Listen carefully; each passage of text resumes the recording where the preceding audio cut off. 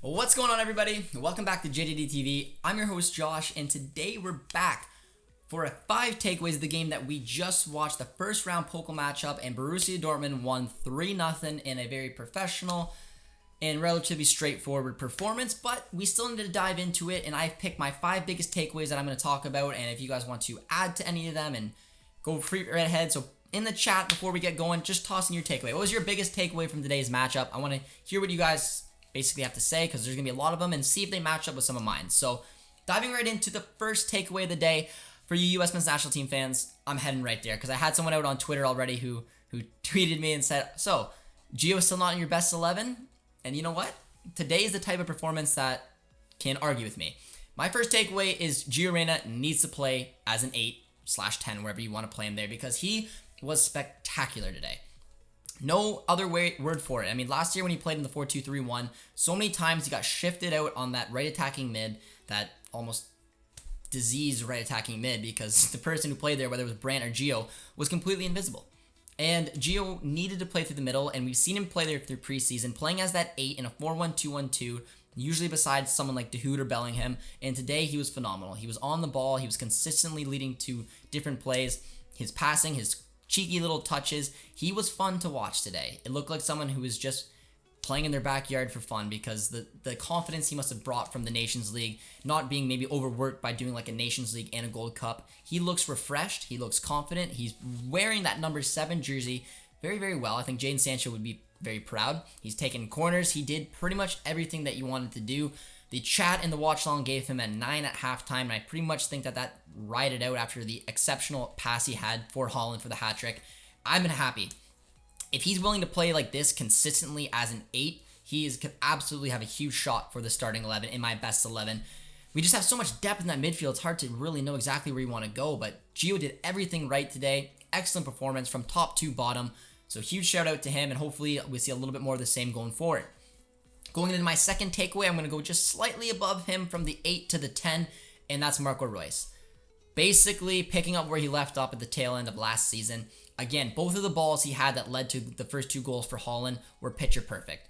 When I say footballing IQ, someone who has that is Marco Reus. It's why he's been able to adapt his game over the years, from going out as that left winger or right winger that we used to know him to the middle. He's best as a 10 because he's got that IQ. He knows exactly what he's got to do, and he's very good with the long-range passing of the ball, finding those lanes for someone like Erling Haaland to take, and he did exactly that again today. The first one was a beautiful ball, which Haaland went in and scored. And the second one, once again, beautiful ball through like 2-3 people into Erling Haaland to try to tiptoe around the keeper, got brought down for the penalty, and Haaland put it away. Both of those were completely from Marco Reus. The chemistry between him and Haaland, and even Reyna in the first half, was amazing.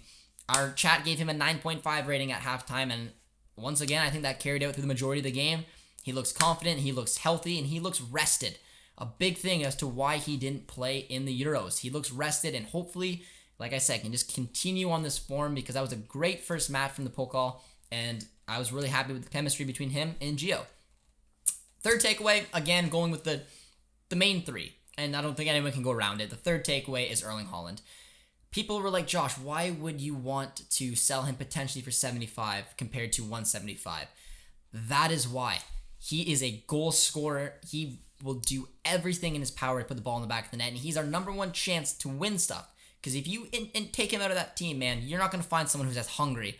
And he's, as much as crazy as it sounds, he's as hungry on and off the ball as anyone else. If you watch him when he doesn't have the ball, he runs you down. And I was telling producer T, could you imagine being standing still, being run down by that man?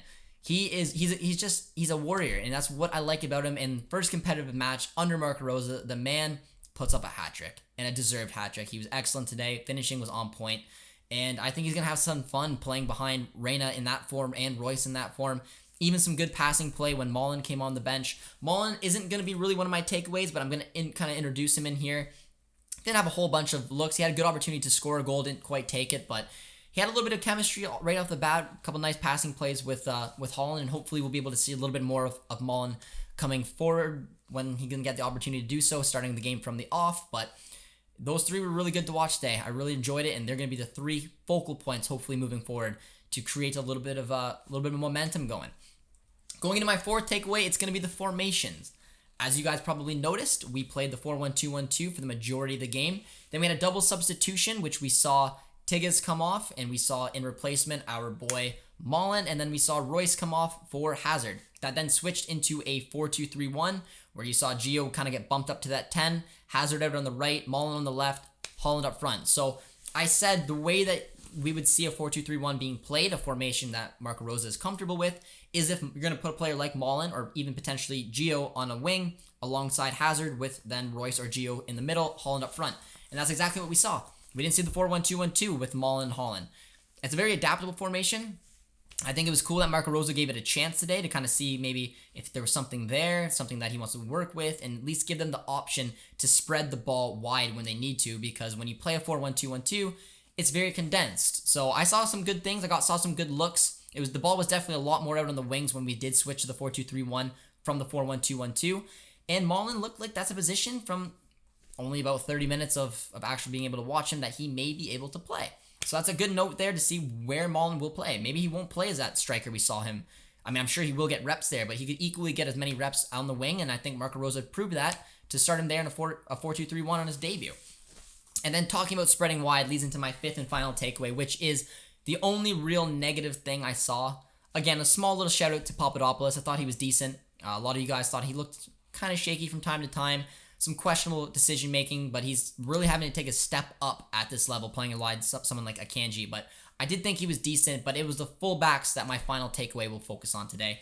And when you play that 4-1-2-1-2, you need to rely desperately on your fullbacks running up and down the flanks. And to be fair, Schultz and Paslak are both good at doing that. Both of them have a lot of pace, a lot of energy, and they have decent movements, finding opportunities to run down the flanks and get those balls and get them into dangerous opportunities. However, the quality is not there.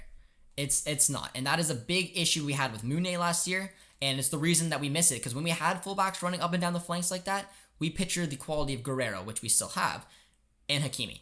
And there's going to be a lot of question marks about it, but Paslak and Schultz both put themselves in great positions, and pretty much every one of their balls that went into the box went right to the defender, and it was cleared out. There was one good play that Paslak had that he was able to get the ball to Haaland, which almost led to a goal, but that is going to be a huge question mark around this 4-1-2-1-2 formation, is that right-hand side.